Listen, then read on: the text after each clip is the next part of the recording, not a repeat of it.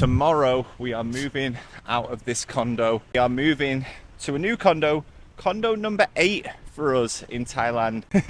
That sounds like a lot. That's too much in my opinion. To be honest guys, we have made some mistakes regarding condos down the years, and that is what I am going to discuss in this video. 5 mistakes, 5 things to consider when you are choosing your next condo, whether it be in Bangkok or anywhere else in Thailand. Wow, look at this guys. A basketball court. Wow, I can't wait to use this. No, that is mistake number 1, guys. It is being blinded by pointless features. Now, if you love basketball, that's great. I'm from the UK. I haven't played basketball since I was in year 9. Whilst it looks nice, and whilst the idea of, oh, you've got a basketball court behind your condo sounds appealing, I don't actually own a ball. Being blinded by pointless features in condos is one of the biggest mistakes that people can make. Yeah, it's got a golf screen. Okay, how often are you going to really use that? Even swimming pools, guys. Now, I am a big fan of the swimming pool. I do love to get a little bit of a tan. I love to try and teach my daughter how to swim, even though I'm not a great swimmer myself. But most people that you will speak to will say they don't even use the swimming pool that much. Now, yeah, it's great to have one, especially if you're coming back from a Western country like the UK. Not many people can afford to have a swimming pool on the premises back there. Do not be blinded and shook by these features when there are much more important things to consider. Number 2, geezers, is more of a time-saving method for yourself, and it's not to be tricked by lies on the internet. But let me give you real life examples, 2 of them. Number 1, condo size. Now, sometimes you filter the condo by what you want, so you're looking for a 2-bedroom, yet suddenly there's this room just slipped in there that looks a lot smaller than everything else in a very nice building, we might add. Always ask questions. Imagine that you think you're going to view a 2-bedroom, you haven't asked any questions, you've just booked an appointment. Yeah, I want to see this.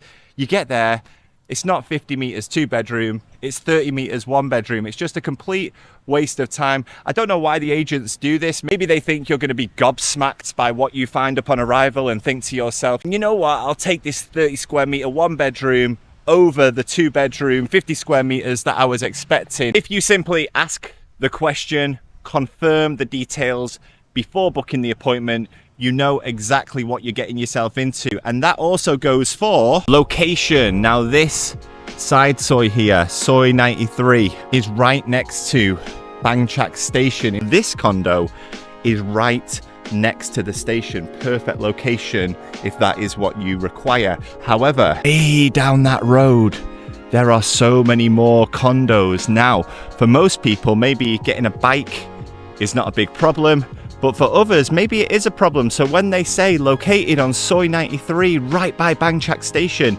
but then you go to click the location map and it is not actually specified where the condo is, that to me is a red flag, because that means, yes, it will be on Soi 93, but you might be looking at a 10-minute walk, a 15-minute walk, either in the heat or in the rain. Speaking of location, guys, tip number 3 is going to be consider different locations. I've spoken about this in other videos before. I know that when you first move to Thailand, it can be difficult. There are these foreigner friendly areas which are recommended by most, and those places will do the job. But just like any city in the world, you can get much better bang for your buck if you get yourself away from these hotspots and go to somewhere a little bit more local. And I'm not suggesting moving out into the sticks or into an abandoned car park like this one. I am suggesting 5 or 6 stops down the BTS line. One of the areas that I really advocate for is Samrong, which is about 5 or 6 stops that way, but just 3 or 4 stops that way is Asok,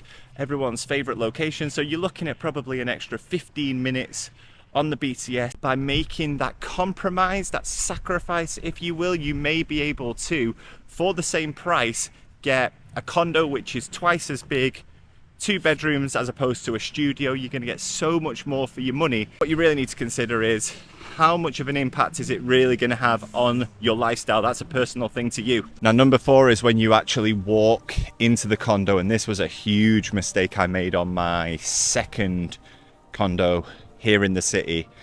It's thinking about the layout of the room and also thinking about the positioning of the sun, the amount of natural light this room is going to get. Now this condo here, as you can see, here is all in the shade right now. Now there's a whole side of that building that is not going to see the sun all day. The sun rises over here and it basically moves along here throughout the day. So people on this side of the building get plenty of light, whereas during these summer months or these winter months, whichever they are considered, these people get no natural light. Now as the seasons change, the sun's positioning throughout the day actually changes over to this side. There's actually a swimming pool on this side as well. So for 6 months of the year, this is the area that gets all the natural light, whilst this side is darker. But in one of the condos that we stayed in, we were shocked by how big it was, by how affordable it was, by what a great deal it was, that we missed some key red flags upon entering. For example, the fact that the agent went round and turned every single light in the condo on at 9 a.m. in the morning. Now at the time we might have naively thought, oh, the sun will move around throughout the day. What we also found is that because that condo was on a low floor, because there were trees that had been put up for privacy, so yeah, with the right intention, but also blocking the light, and the fact that the sun just didn't go to that side of the building, we were basically sat in darkness. You couldn't sit in that condo throughout the day without having the lights on, which was depressing as Now I guess there's no way to truly 100% know. Cannot see what the sun's natural light movement's going to be for the entire year. You can't even see what it's going to be that afternoon unless you want to bother going back and seeing again. So I guess that is when you start to ask the agent some questions, and that brings us on to key tip number 5. Just in the car park facilities now, guys.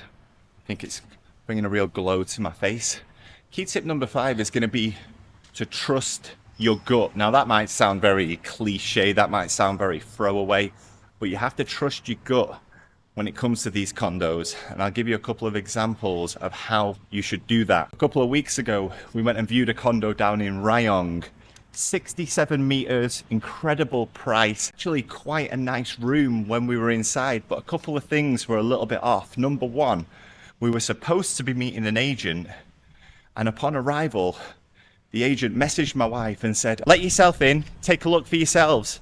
Now that was cool in the sense of we had the place to ourselves, we could look at our own pace. But when we got in there, we found another couple of things. The room was absolutely filthy, and I don't mean it needed a quick clean before someone moved in. I mean, it was disgusting. Toilet had not been flushed. These are very basic things, but you are going into a room, into a meeting, an appointment where you're supposed to be meeting someone professionally who is going to show you, answer your questions, give you the information that you need. Number one, they don't even show up. Number two, the room is disgusting. Maybe with a good clean, it could be nice.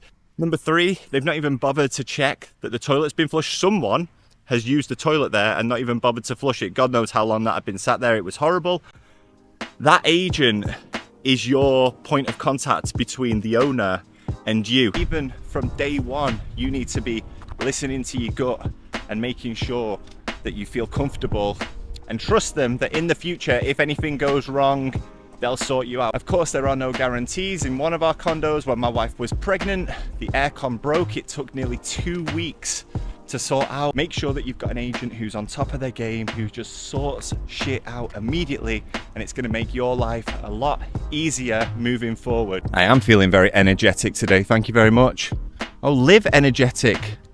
I do live an energetic lifestyle. A great condo, guys. I'll give you a little tour in another video. I'll also be putting up a tour of the new condo, which is the most beautiful condo I have ever seen in my life. And subscribe to see that. It's an absolute find, an absolute steal, and I'm going to be sharing it here on the channel in the coming weeks. If you've enjoyed this video, give it a like, drop some comments if you've got any other pro tips down below, and subscribe to the channel. And until the next one, geezers, thank you very much for watching. Bye bye.